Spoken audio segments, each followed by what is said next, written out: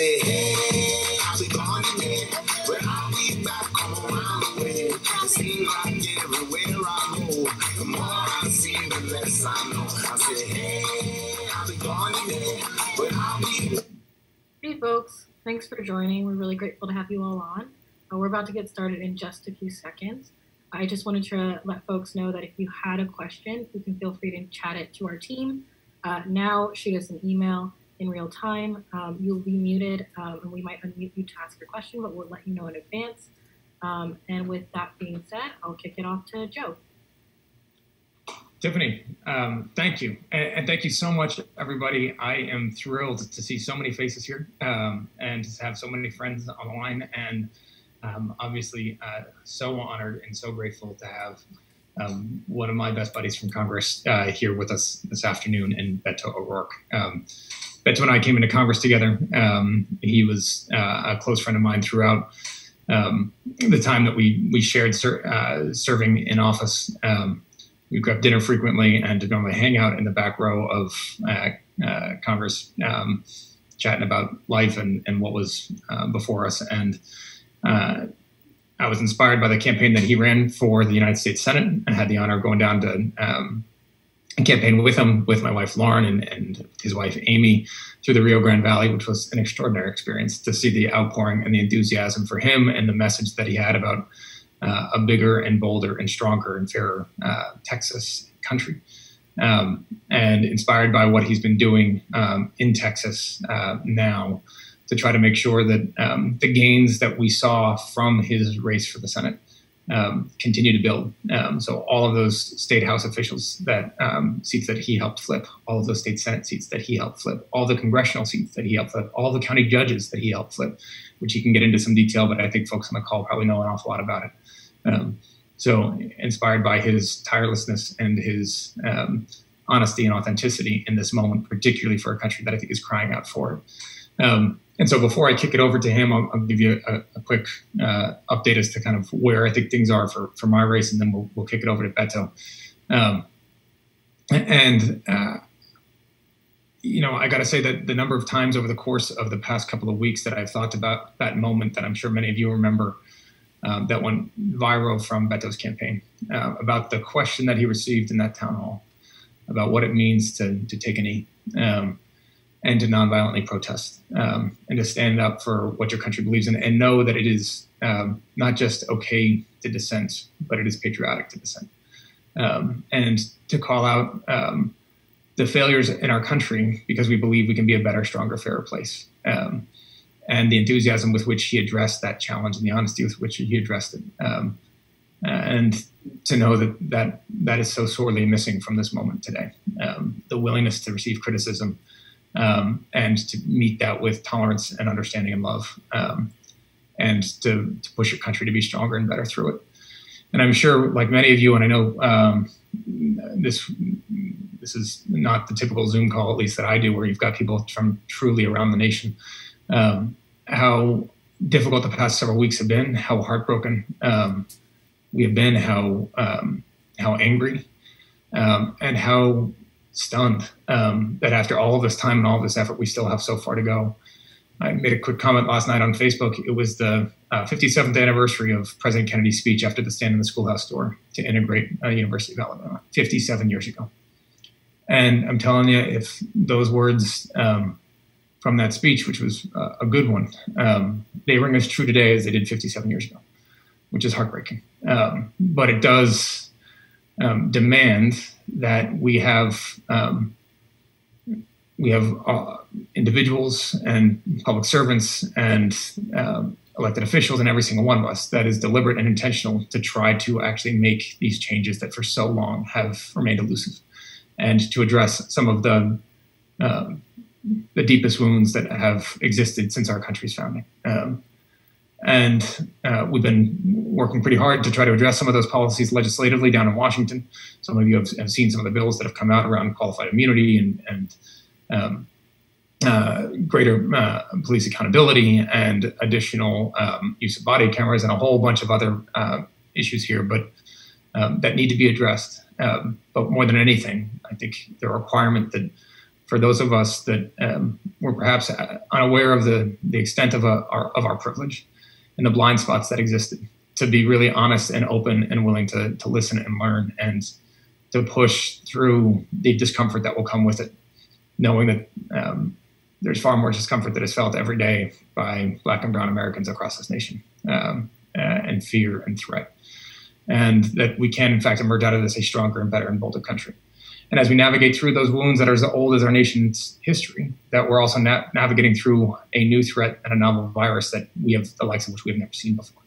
That has claimed over 100,000 lives across our nation and over 100,000 people infected here in Massachusetts, which, for those of you that aren't so familiar with our state, has a smaller population than the city of Houston.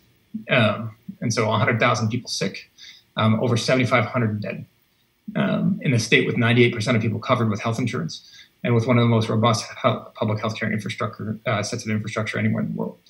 And to know that that novel threat has actually been exacerbated by some of those systemic inequities that we have seen persist for far too long, even in our sectors like healthcare and education and our basic economy.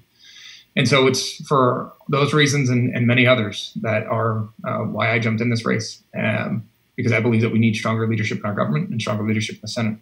And I thought that 6 months ago with the threat of Donald Trump and what he was not doing to address these underlying concerns in our country.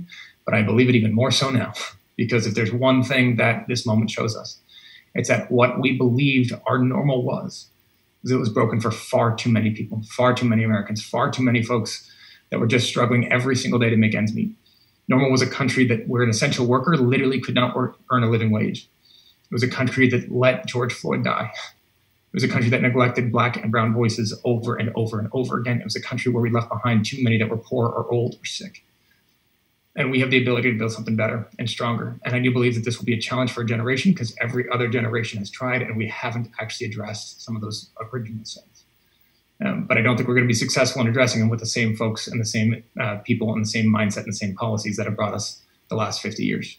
Because if there's anything that this moment stands for, it's that it's time for a change.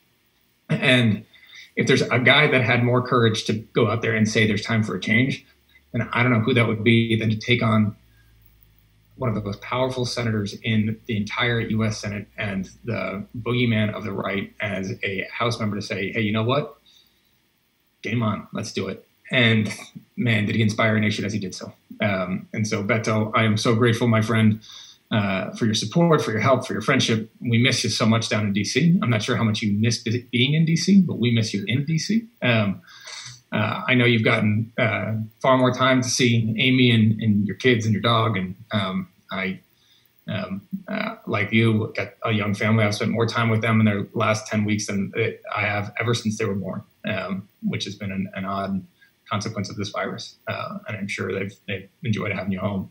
But I also know that your public service has not ended there, and that you're doing everything you can to make sure that you build upon the success that you've had. And we actually do more than just make Texas purple or make Texas blue. You just make Texas fair. You just make sure that people's voices are heard. You make sure that government recognizes people and is accountable to their concerns. That's all folks are asking for, and that's what you're fighting for. And I'm so grateful to have you here today, bud. So thank you. I'll kick it over to you. Joe, thank you for that. And I just got to tell you, I'm honored that you would ask me to be with you on this Zoom call and to say hello to so many great people. And I've had a chance to scroll through many of the faces, a lot of whom I recognize, a lot of whom were just extraordinary for me in the Senate campaign and even on the presidential campaign as well. I see Ruth on here, who would bake us chocolate chip cookies, and anytime I was visiting New Hampshire would deliver them in person and make sure that we were well fed on the road. I need Ruth's address, Beto. Ruth needs yours, and I'm sure that she'll bring them to you. I see Jacqueline, who would drive across the country, literally wherever we were going to be, whether that was in the usual places, Iowa, New Hampshire, Nevada, South Carolina, or Mississippi or Alabama, places that, obviously don't figure at the front end of the presidential primary process, but are just as important as any other place. And she would demonstrate that by actually showing up in those places. So there's an amazing group of people on here, all of whom are here for you, but many of whom I know from the campaigns that we And we're just in extraordinary company right now, Joe. So grateful to be with you all. So there was folks who just joined this. There was a pre-call before this one where I got to get on and see Joe. And it really is just a check to make sure that I'm wearing a shirt and I've showered and shaved. And Joe needs to confirm that before he lets me see all of you. But when we were talking about that, I was reminding him of the time that Joe and Lauren came down to Texas in the midst of this Senate campaign against Ted Cruz, where we were visiting every one of the 254 counties. And they chose to join me in one of the toughest places to reach in Texas. It's the Rio Grande Valley, Brownsville, Harlingen, McAllen, Texas. And I think they chose that for a reason. You know, easy enough to go to Houston, to Austin, to Dallas. That's where you expect to see Democratic superstars. But to go to the hard to travel to, hard to reach, but very important and very necessary if we're going to serve everyone kind of places. That's where Joe chose to go. And I was talking about this event in McAllen where so many people there were wearing Kennedy O'Rourke shirts. And true to form, Cynthia Cano, who was listening in, found a picture. I'm going to try to show this here. I don't know if you all can see this on my, you can see my sweat-stained shirt and the Viva Kennedy, and then the Viva Beto on the other side. So that was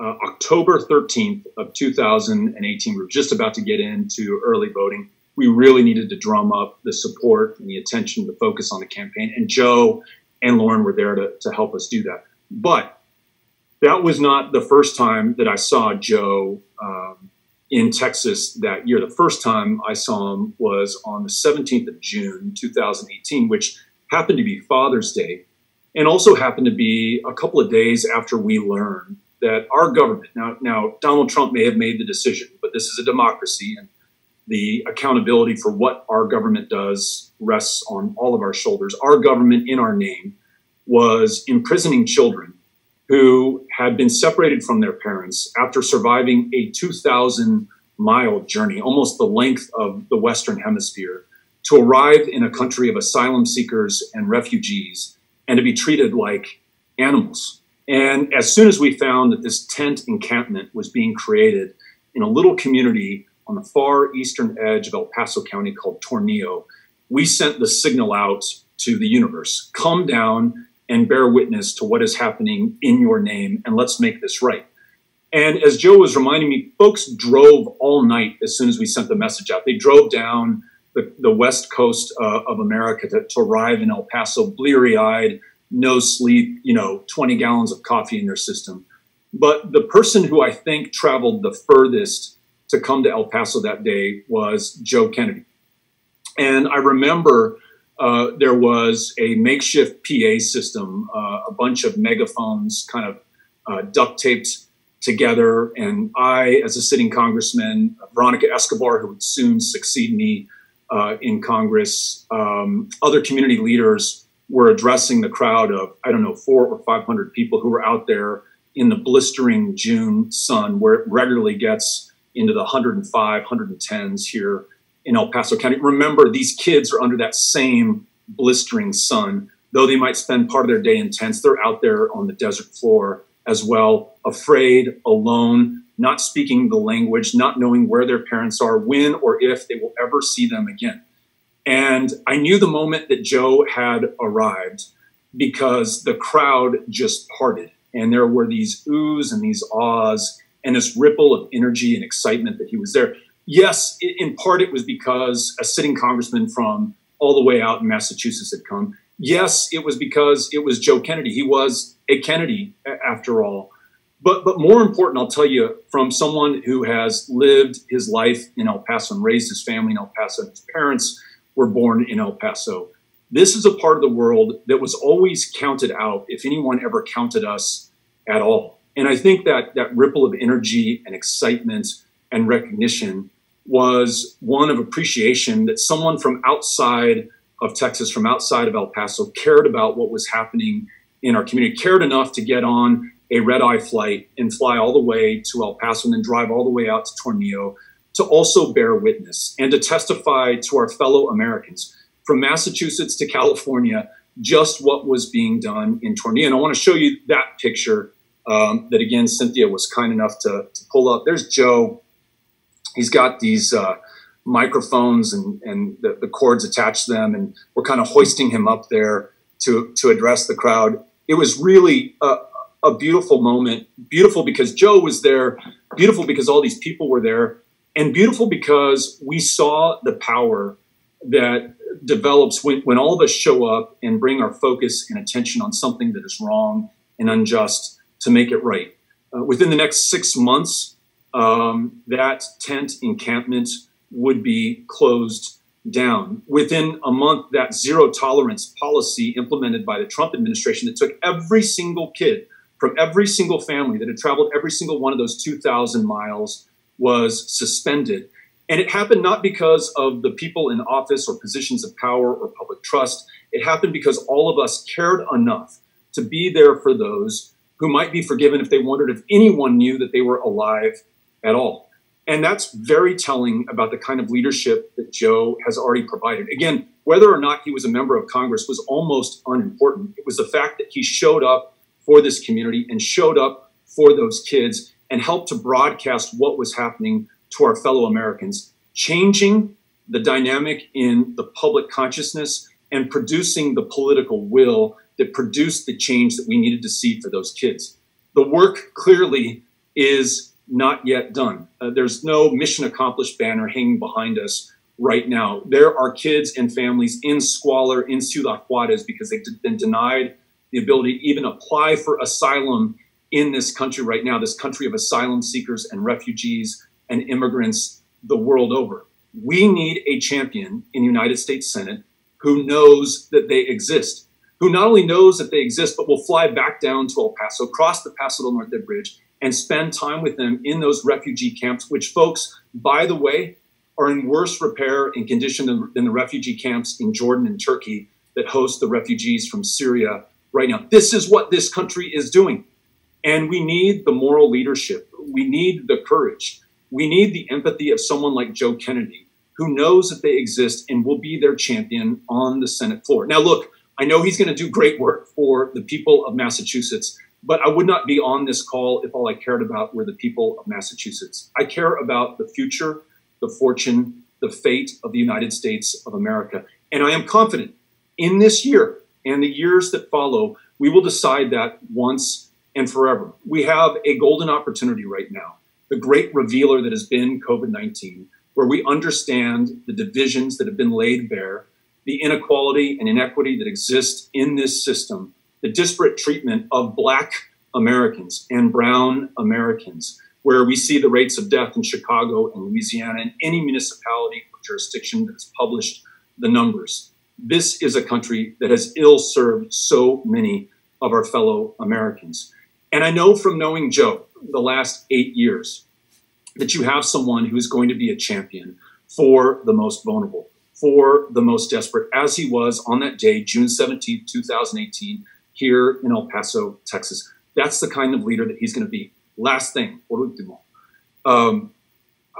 I feel very strongly, as do you all, that it is our responsibility to win the November election for Joe Biden and to deny Donald Trump a second term. I'm doing everything humanly possible to work with my fellow Texans to ensure that the 38 electoral college votes in this state are pledged to the Democratic nominee for the first time since 1976. However, as important as that work is, defeating Donald Trump and Trumpism, what is even as or maybe more important is the next year, 5 years, 10 years, 20 years that follow. If we do not push through the most progressive agenda that this country has ever seen, if we do not dismantle the foundational, fundamental, systemic racism that exists in every single dynamic of American life, if we don't have someone who's going to make sure that people in my home state have access to a provider, including a mental health care provider at a time that our county jails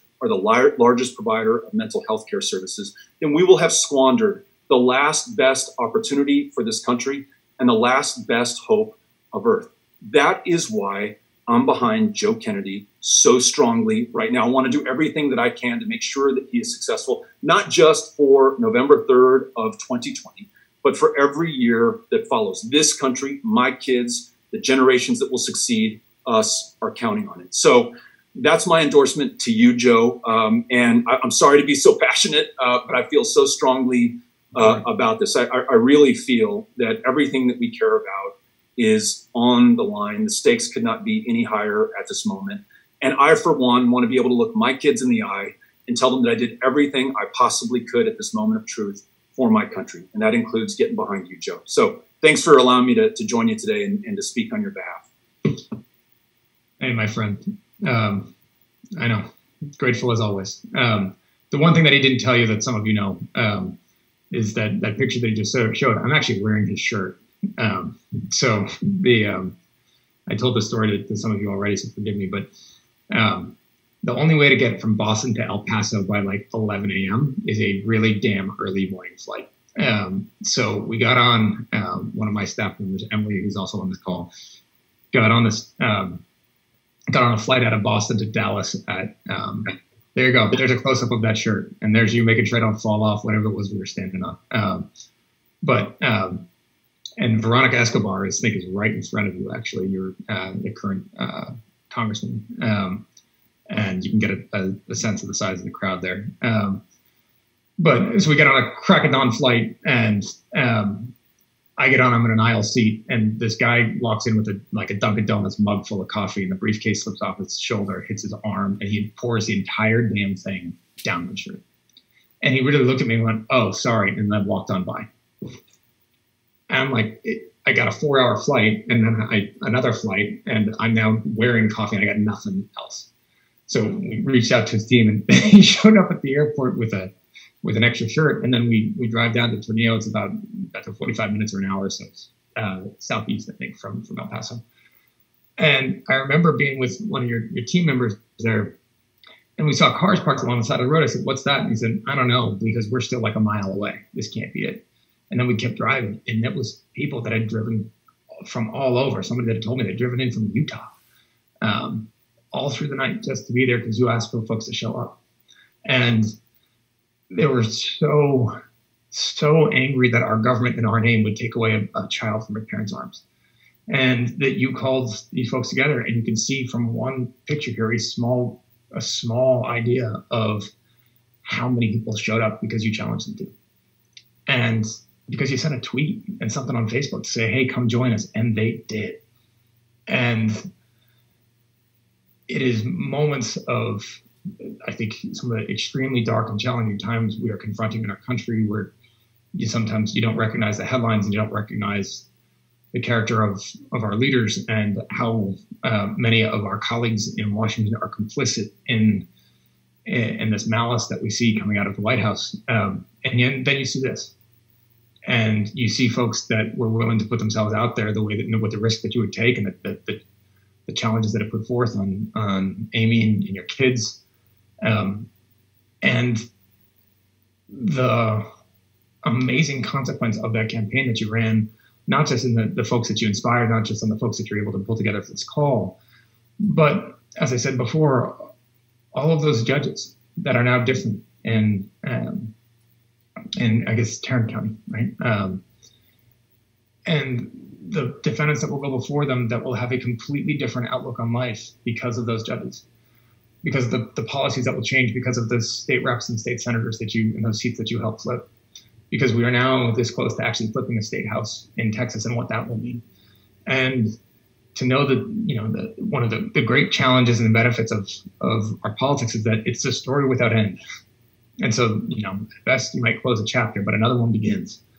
And the groundwork that you put to ensure, as I said, that Texas is not blue, but is just fair, that its politics are going to reflect the will of its people, and that you got leaders there that are willing to challenge those structures to actually become better and stronger and fairer. So I'm grateful for your help and support, my friend, as always. We miss you in DC, but again, I can understand why you don't miss us.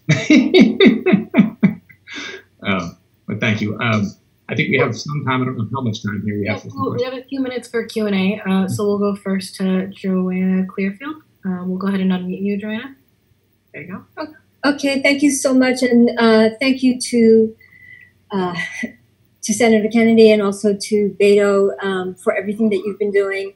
I'm a low-level supporter. I throw out $25 from my PayPal credit account whenever I can, but the rest of my money is going to trying to survive COVID and trying to survive in New York City.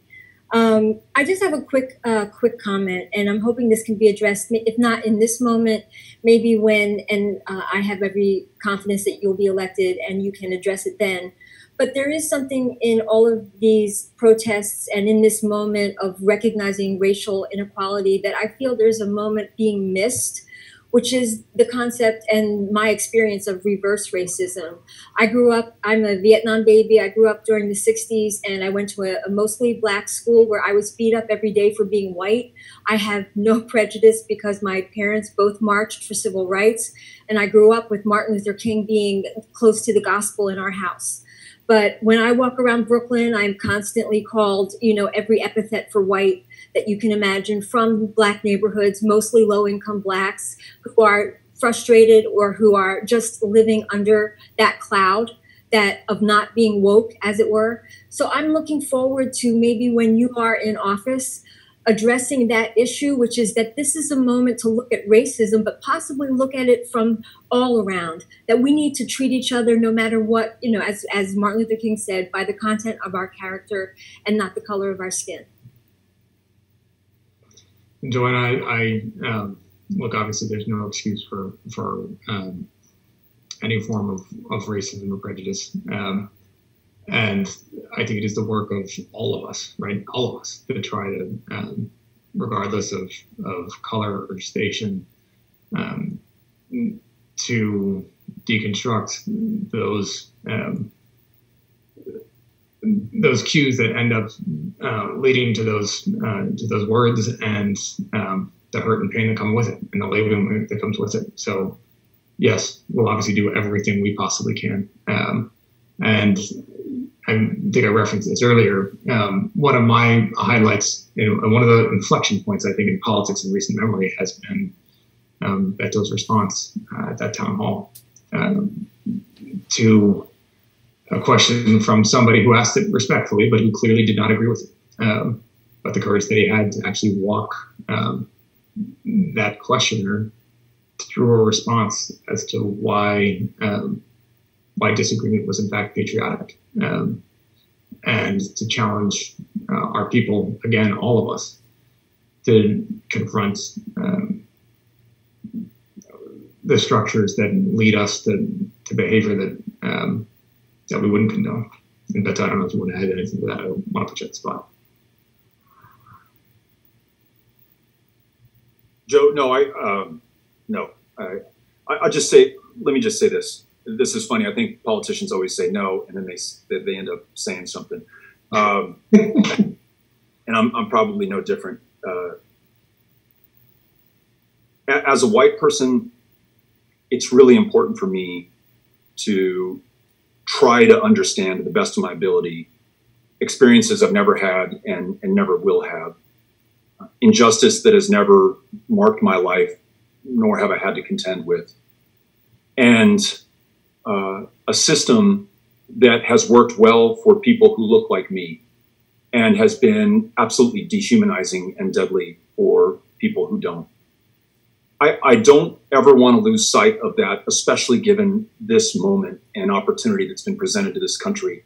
We would never want it under these terms. The murder of George Floyd or Breonna Taylor or Ahmaud Arbery or Sandra Bland or Tatiana Jefferson or Botham Jean, to name three in Texas. But it has to have opened our eyes and shocked our conscience and galvanized us in a way that can lead to changes, fundamental, systemic, foundational, to address the fundamental, systemic, foundational racism that we have in this country.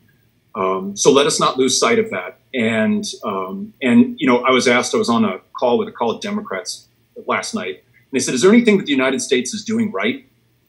So often when you're running for office, you talk about all the things that are wrong and that you want to correct. And I said, you know, something that makes me super proud at this moment is the sustained level of protest. There's yet another one in El Paso tonight that we will be going to.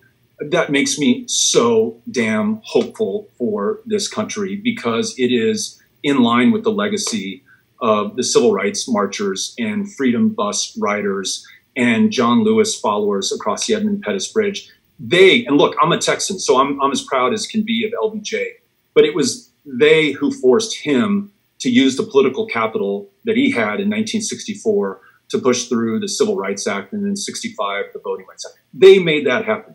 Those young people, primarily, by the way, willing to risk and lose their lives. And I see that on the streets today. Black Lives Matter and other groups who are doing those civil rights leaders of the 50s and 60s so proud right now. So those are some thoughts on this moment and how to make the most of it. Joe, sorry for going so long. Damn it. Good, man. Next, we have a question from Walker, who submitted a question.